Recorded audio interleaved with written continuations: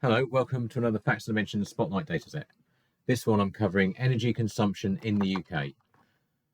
So there's several files in each year, lots and lots of Excel files, and each of those Excel files have lots of sheets.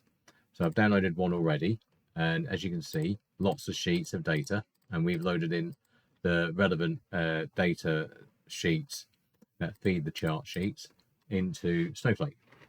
So let's have a look what we've got. In that schema, we've got 41 tables. So let's have a look at the list actually. Energy consumption, lots of tables. 68,000 rows, data going back to 1970. So a hell of a lot of data. Let's have a look at what sort of stuff we've got here. Road transport, vehicle type, diesel, petrol. Oh, that looks like different types of usage, but just countrywide, not by sector or part of the country. Let's have a look at this one. Stock by energy rating. Okay, that's vaguely interesting. I'm sad to admit that I'm looking at my monitor, which is E-rated. I didn't even notice that before. So we're one of the bad guys. Lots of other data. Let's see. Pick one more before the end of the video.